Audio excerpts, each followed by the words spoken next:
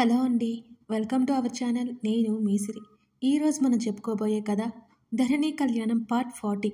ఇక కథలకు వెళ్ళిపోదాం. కోపంగా లేచి వెళ్ళిపోయాడు సూర్య. సూర్యకి ఇంకా తన మీద ఉన్న ప్రేమ పోలేదని అర్థమైంది ధరణికి. తల పట్టుకుని కూర్చుంది. కొంత సమయానికి దాత్రి వచ్చి ధరణికి ఎదురుగా కూర్చుంది. తల ఎత్తి చూసిన ధరణికి దాత్రి అని చేతిని ముందుకు పెట్టింది దాత్రి. ఓహ్, మీరేనా కలవాలి అన్నారు అని అన్నది ధరణి. ఈ అమ్మాయిని ఎక్కడో చూశాను అని మనసులో అనుకుంది. మీతో మాట్లాడాలి 2 క్షణాల తర్వాత చెప్పింది దాత్రి. చెప్పండి అని అంది ధరణి. నేను సూర్య ఫ్రెండ్ని. సూర్య? అవును, మీ ఫ్రెండ్ సూర్య ఫ్రెండ్ని అని చెప్పింది దాత్రి. చెప్పండి, ఏం మాట్లాడాలి అని అడిగింది ధరణి. దాత్రి దేని గురించి వచ్చిందో అంచనా వేసాగింది ఆమె. మీరు సూర్య ప్రేమించుకున్నారు కదా అని దాత్రి చెప్తుంటే మధ్యలోనే ఆపేసి, ప్రేమించుకున్నాము కాదు, ప్రేమించాడు అంతే అని సూటిగా దాత్రిని చూసింది ధరణి. హా అవును, అదే. మీకు సూర్య అంటే ఇష్టం లేదా అని అడిగింది దాత్రి. ఇష్టమే అంది ధరణి. అలాంటప్పుడు సూర్యని ఎందుకు పెళ్లి చేసుకోలేదు మీరు అని అడిగింది దాత్రి. ఇష్టం అన్నాను, అయితే పెళ్లి చేసుకోవాలా? ఇష్టపడే వాళ్ళందరినీ పెళ్లి చేసుకోలేము, ప్రేమించిన వాడిని పెళ్లి చేసుకుంటాం అంది సీరియస్గా. అంటే మీరు సూర్యని ప్రేమించలేదంటారు అంతేనా అని అడిగింది దాత్రి. అన్నాను, అదే నిజం అంది ధరణి. చూడండి, సూర్య ఇంకా మిమ్మల్ని మర్చిపోలేదు. మీరంటే ప్రాణం తనకి, ఎందుకు తనని దూరం చేసుకుంటున్నారు అని అంటున్న దాత్రి మాటలు అస్సలు నచ్చలేదు ధరణికి. మీరేం మాట్లాడుతున్నారో అర్థమవుతుందా మీకు? నాకు సూర్య స్నేహితుడు మాత్రమే అని స్థిరంగా చెప్పింది ధరణి. లేదు, మీరు కూడా తనని ఇష్టపడుతున్నారు అంది దాత్రి. ఏం మాట్లాడుతున్నారండి? సూర్య నా ఫ్రెండ్, కేవలం నా ఫ్రెండ్ అని చెప్తుంటే అర్థం కావట్లేదా మీకు? మళ్ళీ మళ్ళీ అదే మాట అంటారు. వాడి పిచ్చి మీకు పట్టించాడా? ఇలా అర్థం లేకుండా మాట్లాడుతున్నారు అని కోపం పెరిగిపోయింది ధరణిలో. సూర్య మిమ్మల్ని చాలా ప్రేమిస్తున్నాడు అని చెప్పింది దాత్రి. ఇంకోసారి ఇలా అనద్దు. నాకు ఆల్రెడీ పెళ్ళైపోయింది. నేను వేరొకరు భార్యని. ఇంకా పదే పదే ఆ విషయం గురించి ఎందుకు మాట్లాడుతున్నారు ధరణి కోపంగా అన్నది. మీ భర్త దగ్గర మీరు సంతోషంగా లేరు అని సూర్య అనుకుంటున్నాడు అని అంది దాత్రి. ఎవరు చెప్పారు మీకు? ఈ ప్రపంచంలో అందరికంటే నా భర్తే నాకు ముఖ్యం. తన దగ్గర తప్పితే ఎక్కడ నేను సంతోషంగా ఉండలేను. మీకు అర్థమైతే ఇక నేను వెళ్ళొచ్చా అన్నది ధరణి. ధరణి ముఖంలో విసుగు స్పష్టంగా కనిపిస్తోంది. కానీ సూర్య మిమ్మల్ని ఇంకా మర్చిపోలేకపోతున్నాడు అని దాత్రి చెబుతుంటే, దానికి నన్నేం చేయమంటారు? నేను చెప్పాల్సింది చెప్పాను తనకి, వినలేదు. ఇక ఎంతవరకు పోరాడమంటారు అన్నది ధరణి. ధరణి ముఖం ఎర్రబడింది. అది కాదండి, సూర్యకి మీరంటే అని దాత్రి చెబుతుంటే, ఇక ఆపుతారా అని అరిచింది ధరణి.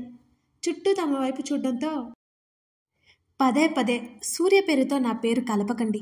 ఇన్నిసార్లు చెప్తున్నా మీకెందుకు అర్థం కావడం లేదు? ఇప్పుడు నేను వేరొకరు భార్యని. ముఖ్యంగా సూర్య అంటే నాకు ప్రేమ లేదు. నేను స్నేహితుడిగా భావించాను తనని. ఇక మీరు మాట్లాడడం అయిపోయింది. నా సమాధానం చెప్పేశాను. ఇక నేను వెళ్తాను అని లేచింది ధరణి. ధరణి గారు అని దాత్రి పిలుపుకి దాత్రి వైపు చూసింది ధరణి. ఆమె సారీ అని చెప్పింది ధరణిని చూస్తూ. ధరణి ఆమె వంక అయోమయంగా చూసింది. ఇప్పటి వరకు మీతో చాలా హార్ష్గా మాట్లాడాను. I'm really sorry. మీ మనసులో ఏముందో తెలుసుకోవడానికి ఇలా మాట్లాడాను అని కన్నీళ్లతో చెప్పింది దాత్రి. ఇంకా అర్థం కాలేదు ధరణికి.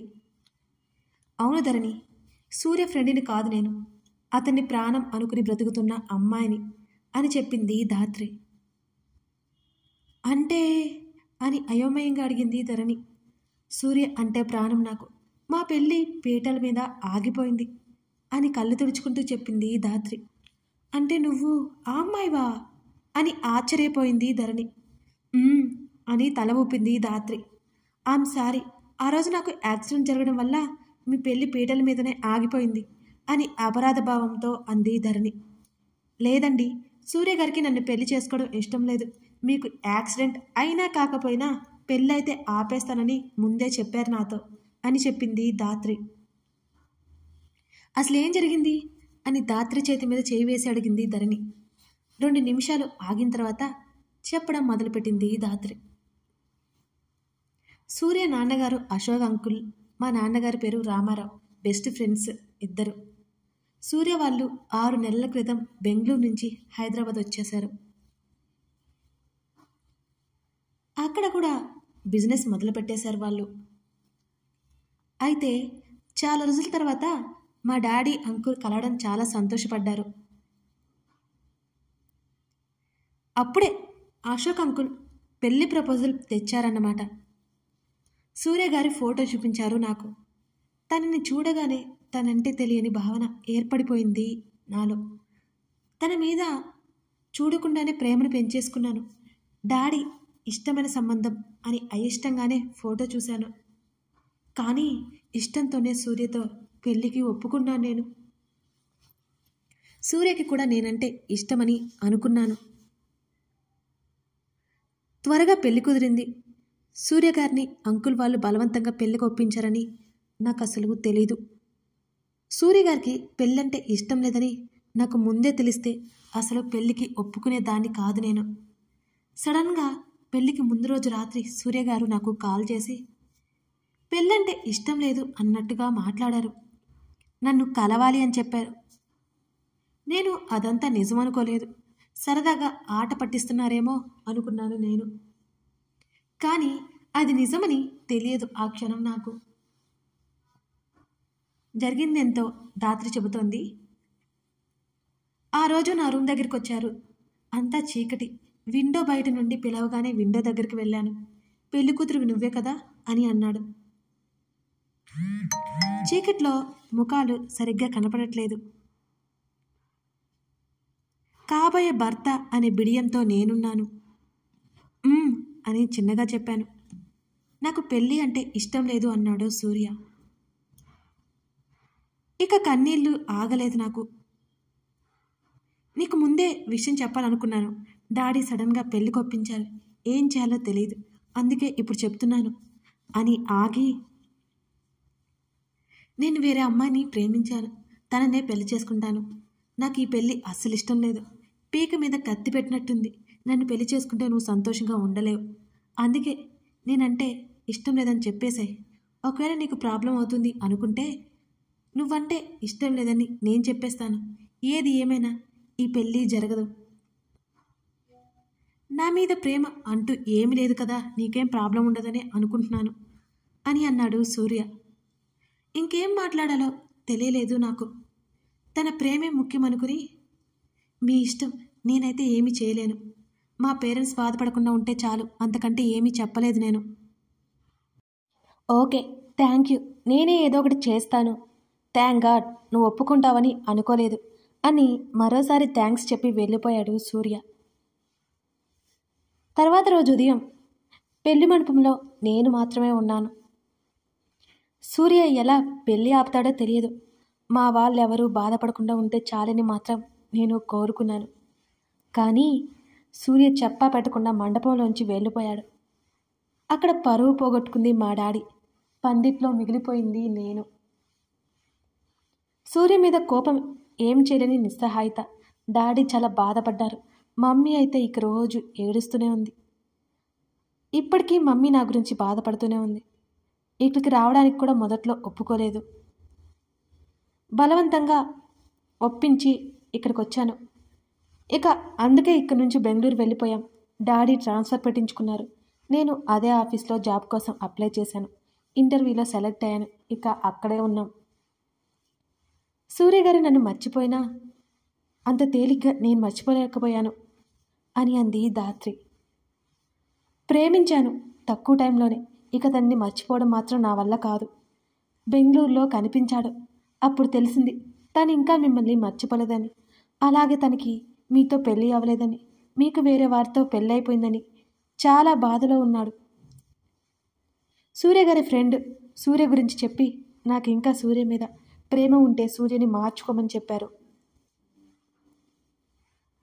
తొలి చూపులోని తొలి ప్రేమ కదా, అంత త్వరగా మర్చిపోయలేకపోయాను.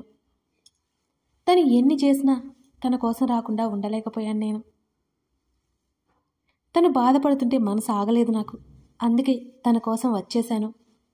వచ్చాక తెలిసింది ఇంకా మీ మీద ప్రేమతోనే ఉన్నాడని. ఎన్ని ప్రయత్నాలు చేసినా సూర్య గారు మారలేదు. మీ మనసులో ఏముందో తెలుసుకోవాలని మీ డీటెయిల్స్ కనుక్కొని మిమ్మల్ని వెతుక్కుంటూ వచ్చాను. ఈరోజు అర్థమైంది మీరు సూర్య గారిని స్నేహితుల్లా భావించారని. కానీ సూర్య గారు మీ మీద ప్రాణం పెట్టుకున్నారు. అందుకే రిక్వెస్ట్ చేయడానికి వచ్చాను. సూర్య గారు మిమ్మల్ని మర్చిపోయేలా చేయడానికి సహాయం కోసం వచ్చాను అని చెప్పడం ముగించింది ధాత్రి. అప్పటికే ఆమె కళ్ళు వర్షిస్తూనే ఉన్నాయి. ధాత్రి అంటూ ఆమెను ఓదార్చింది ధరణి. సూర్య నా స్నేహితుడు, నా బాగు కోరుకునే వ్యక్తి. కానీ ఇప్పుడు ఆవేశం, కోపం, బాధలో ఉన్నాడు. అందుకే నేను చెప్పేది వినిపించుకోవడం లేదు. ఇంకా తనని నేను ప్రేమించాను అని అనుకుంటున్నాడు. ఇష్టం లేకుండా పెళ్లి చేసుకుంటున్నాను అని అనుకున్నాడు. ఎన్నిసార్లు చెప్పినా వినట్లేదు. తను నమ్మిందే నిజమని నమ్ముతున్నాడు. తను సంతోషంగా ఉంటాడంటే నేనేం చేయడానికైనా సిద్ధంగానే ఉన్నాను అని చెప్పింది Dharani. Thank you Dharani, thank you. Dharani చేతులు పట్టుకుంది ధాత్రి. కూల్గా ఆలోచించు. సూర్య చాలా మంచివాడు, కాకపోతే కోపం ఎక్కువ. నువ్వు ప్రేమతో మార్చుకోవాలి తనని అని అంది ధరణి. కళ్ళతోనే చిన్నగా నవ్వింది ధాత్రి. కొంత సమయం మాట్లాడుకుని ఇద్దరు ఇంటి బాట పట్టారు. ఆఫీస్లో ఉన్న గగన్కి అంజలి నుంచి కాల్ వచ్చింది. చాలా చిరాగ్గా అనిపించింది అతనికి. తను ఎంతైనా ఫ్రెండ్ కదా అని కాల్ లిఫ్ట్ చేశాడు Gagan. Gagan, how are you అని అడిగింది అంజలి. గుడ్ అన్నాడు అతను విసుగ్గా. కాల్ లిఫ్ట్ చేసి మాట్లాడడంతో తన గురించి ఏమీ తెలియలేదు అని ఊపిరి పీల్చుకుంది అంజలి. నీకో సర్ప్రైజ్ అని అంది అంజలి నవ్వుతూ. అంజు, నాకు వర్క్ ఉంది, నేను తర్వాత కాల్ చేస్తాను అని అన్నాడు గగన్ మరింత చిరాకు పడిపోతూ. అవునా, నేను హైదరాబాద్ వచ్చాను, నేను కలవాలి. మీ ఆఫీస్ అడ్రస్ చెప్పు, వచ్చేస్తాను అని చెప్పింది అంజలి. ఎందుకు? గగన్ బ్రుకుటి ముడిపడింది. అదేంటి అలా అంటావు గగన్? నేను నీ ఫ్రెండ్ని అని అంది అంజలి. నువ్వు నా ఫ్రెండ్వి, ఎలా అయ్యావు అని అడిగాడు. శరణ్ పరిచయం చేశాడు. అప్పుడు బల్బు వెలిగింది అంజలికి. గగన్, కానీ మనం చాలా బెస్ట్ ఫ్రెండ్స్ కదా. నా గురించి నీకు తెలీదా చెప్పు? నేను శరణ్లా అనుకున్నావా అని సెంటి డ్రామా క్రియేట్ చేసింది అంజలి. సరే, ఇప్పుడేంటి అని అడిగాడు విసుగ్గా. నాకు హైదరాబాద్లో 2 days పని ఉంది, మీ ఇంట్లో స్టే చేస్తాను అని మెల్లిగా చెప్పింది. నిజమేనా అని అడిగాడు గగన్. ట్రస్ట్ మీ యార్ అని అంది. నిన్ను అసలు బిలీవ్ చేయాలని లేదు నాకు అని అన్నాడు గగన్. నా వల్ల ప్రాబ్లం ఏమీ రాదు అని అంది అంజలి. ఓకే, నీకు ఇంటి అడ్రస్ షేర్ చేస్తాను, అయినా ఆల్రెడీ తెలుసు కదా, వెళ్ళు అని అన్నాడు గగన్. థ్యాంక్ యూ గగన్ అని అంది అంజలి. గగన్ వెంటనే కాల్ కట్ చేశాడు. వస్తున్న ధరణి, నిన్ను గగన్ నుంచి దూరం చేసి తన లైఫ్లో లేకుండా చేస్తాను అని కసిగా అనుకుంది అంజలి. గగన్ వాళ్ళ ఇంటికి వచ్చింది అంజలి. రాణి డోర్ ఓపెన్ చేసి అంజలిని పైనుంచి కింద వరకు చూసింది. గగన్ బాబు చెప్పింది ఏమ గురించేనా అని అనుకుంది అంజలి. మీరు అని అడిగింది రాణి. గగన్ ఫ్రెండ్ అంది చిరాగ్గా చూస్తూ. రండమ్మా అంది పక్కకు జరిగి. హాల్లో కాంతం బామ్మ, మాలవిక, ధరణి ముగ్గురు ఉన్నారు. అక్కడ అంజలిని చూడగానే ఆశ్చర్యం వేసింది ధరణికి. ఎవరమ్మాయి నువ్వు అని అంజలి డ్రెస్సింగ్ స్టైల్ చూసి విసుగ్గా ముఖం పెట్టింది కాంతం బామ్మ. మాలవికకి కూడా అంజలి ఎందుకో నచ్చలేదు అసలు. గగన్ గారి స్నేహితురాలత్తయ్య అని చెప్పింది ధరణి. ఓహో అని ఇద్దరు ఊరుకున్నారు. హలో ఆంటీ, హలో బామ్మ అని అతి వినయం ప్రదర్శించింది అంజలి. నవ్వు రాకపోయినా కష్టంగా నవ్వాడు. గగన్ బాబు గారు చెప్పారమ్మా ఆయన స్నేహితురాలు వస్తుందని అని చెప్పింది రాణి. ఆయన చెప్పారా? ఈ అంజలి గురించి ఆయనకి తెలియదు కదా అని అనుకుంది ధరణి. రాణి, వెళ్ళి రూమ్ చూపించు, రాణికి పురమాయించింది మాలవిక. ధరణి, నా లగేజ్ తీసుకురావా కొంచెం అని ఆర్డర్ వేసింది. రిక్వెస్ట్ చేసినట్టు ముఖం పెట్టింది అంజలి. వాట్ అని అంది మాలవిక. చూడ్డానికి చీరలో నిండుగా కట్టుబొట్టుతో డిగ్నిటీగా ఉన్న మాలవిక అలా అనడం ఆశ్చర్యపోయింది అంజలి. ఆంటీ, అది అలసిపోయాను అని నసిగింది అంజలి. మాలవిక వయసులో బేస్కి కాస్త భయపడింది ఆమె. ధరణి ఈ ఇంటి మెయిడ్ కాదు, మహారాణి. నెక్స్ట్ టైం చూసి మాట్లాడు. ధరణి, నువ్వు నాతో పాటురా అని సీరియస్గా చెప్పి లోపలికి వెళ్ళిపోయింది మాలవిక. మాలవిక మాటలకి భయపడింది అంజలి. అదే టైంలో ధరణి మీద ఇంకా కోపం పెరిగిపోయింది ఆమెకి. అంజలి వైపు గర్వంగా చూస్తూ మాలవిక దగ్గరికి వెళ్ళింది ధరణి. ఏ అమ్మాయి, దిష్టిబొమ్మలా నిలబడ్డావే, రాణి తీసుకెళ్ళి ఆ అమ్మాయికి గది చూపించు అని కాంతంబామ్మ కంచుకంఠం మోగించింది. అట్టాగేనమ్మా, రండి అమ్మగారు అని గెస్ట్ రూమ్ దగ్గరికి తీసుకెళ్ళింది రాణి. అంజలికి అంత అసహనంగా ఉంది. ఆమె ఇగో హర్ట్ అయింది. గది లోపలికి విసురుగా బ్యాగ్ విసిరేసింది. ధరణి మీద ఇంకాస్త అసూయ పెంచుకుంది అంజలి. ఇంతకీ అంజలి ఎందుకొచ్చినట్టో, ఏ పిచ్చి ప్లాన్ వేస్తుందో, ఆమె అన్నట్టుగా ధరణిని గగన్ని విడగొడుతుందా? ఇకపోతే ధాత్రి సూర్యని మార్చుకుంటుందా? ధాత్రి సూర్య గతమేంటో మీకు తెలిసింది కదా. ఇవన్నీ తెలుసుకోవాలి అంటే మిగతా కథ చూడాల్సిందే. ఈ కథ నచ్చితే లైక్ చేయడం మర్చిపోకండి. అలాగే సబ్స్క్రైబ్ చేసుకోండి.